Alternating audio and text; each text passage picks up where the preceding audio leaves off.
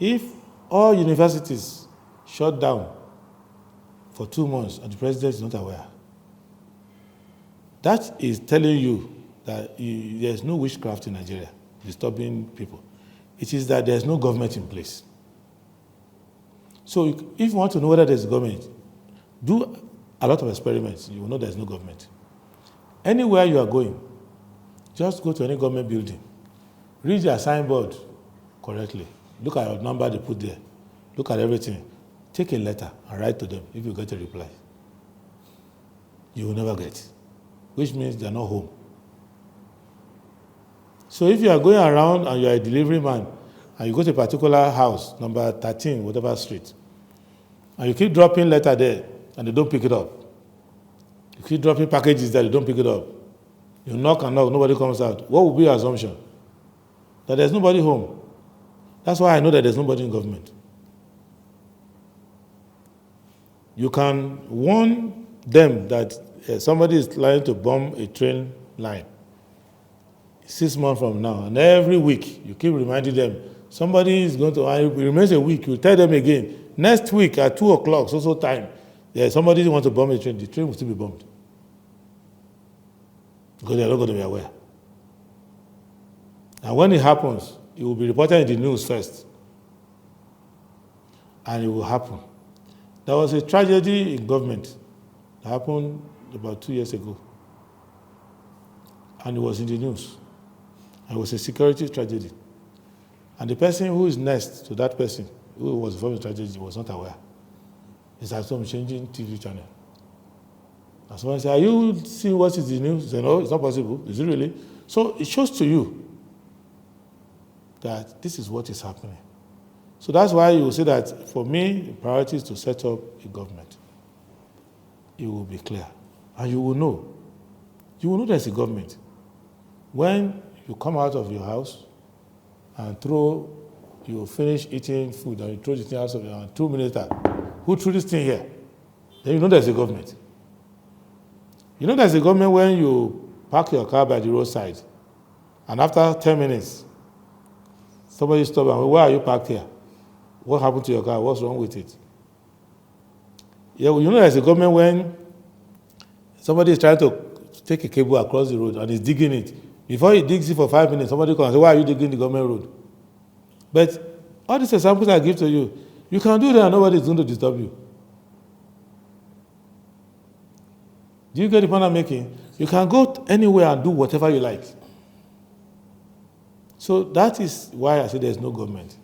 Nigerians should just understand government and know that if we form government, the problems will go away. Nigerian problems are superficial, they are surface level problems. They are not deep problems. It's just that there's nobody. You will see that in many communities, they use sticks,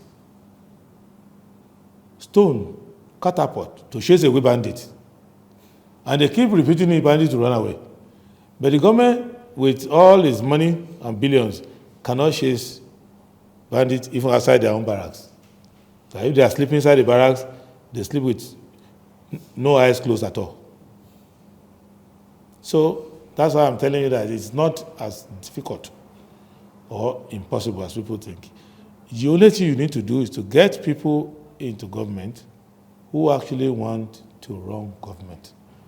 It's good to give the youth a message of hope, but why don't you give them a message of truth first? Which is that if you are a young person in Nigeria, nobody is looking after you. You have to look after yourself. It is unfortunate, but it is the truth.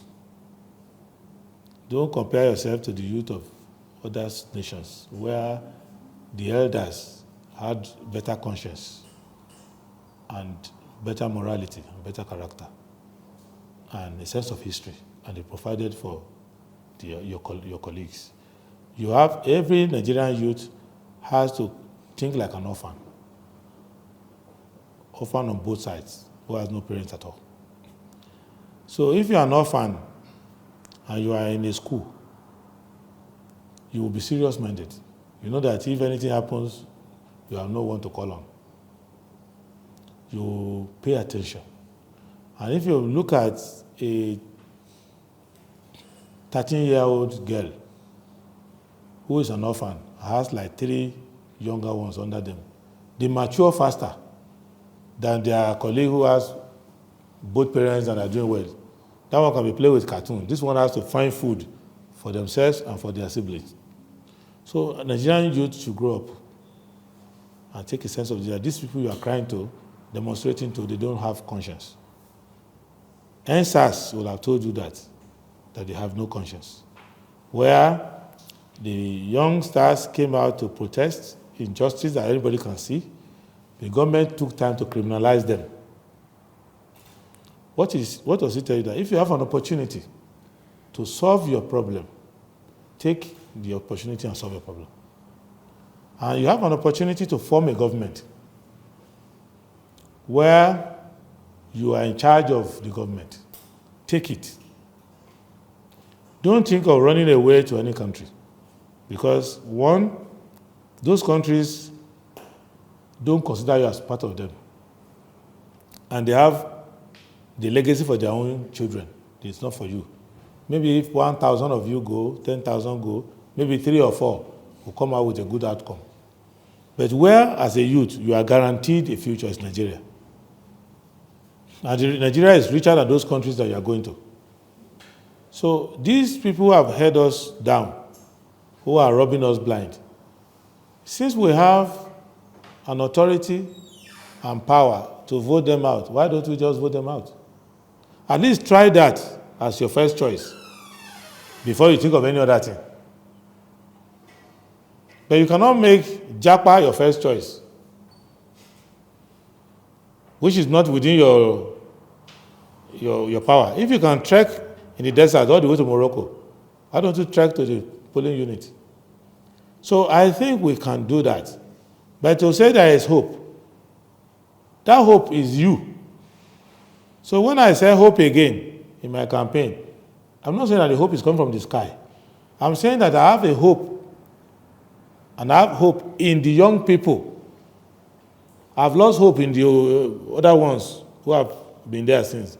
I have hope in the young people that they want to live a good life, that they are seeing what is going on with their contemporaries all over the world, and that they want to live a comfortable life, a meaningful life, and a life of achievement. And that now that the law has given them the power to take over the government, that they will do so. I don't think that they will throw that opportunity away and say the hope will come from where. The only hope I have is the hope that good people of Nigeria, led by visionary youths and women, would take control of their government and retire the people who are there now and run the government so well that even those whom we throw out of government will realize it's true. They should have told us earlier. But if you are not tuning in and your hope is in somebody else, your hope is not in what you intend to invest in that hope, I think it's not sustainable. What is sustainable is for you to seize it and take control. And it's not that hard. I know people are angry, but the people you are angry at don't have a conscience. It takes a country ruled by people who have no conscience for an actual strike to last a week. Let me tell you how they protest in Japan. All these strikes that we have, they have it in all countries of the world. In Japan, if the workers are not happy,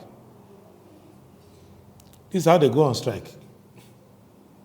They want you to have more prayer points than Jabez of the Bible. So they want every day you wake up in the morning. If Nigerian government had a way, they will collect all this oxygen and create National Oxygen Commission and be releasing oxygen little by little, so that they can control who lives and who doesn't live. You can see land in Abuja. Land is not scarce. Nigeria is Abuja is wilderness, but the land has reached some land, 1 billion. Why? Because some evil spirits took over land department and took all the land to themselves and don't release it. Just land created by God. They seize it. So if oxygen could be captured, they will capture it. So this is the situation. So the young people, there is hope after action. And there is hope that action will be taken. But that is the hope you can get. Our problems don't expire. I've done an experiment that has convinced me, and I want everybody to do it. Take your date of birth. Just take the day you were born. I was born January 8, 1972, on a Saturday at General Hospital in Ondo. So when I started my experiment, I gathered all the newspaper published the day I was born that I can find. I listed all the problems identified on that day I was born. All the problems are still here. And I'm 50 years old. All the problems are still here. So, and I have age mates that have died, which means that you can expire before your problem. So don't wait 2 days. Don't wait. My thinking is that you can be elected as president for 4 years. What is the guarantee that you will live for 4 years?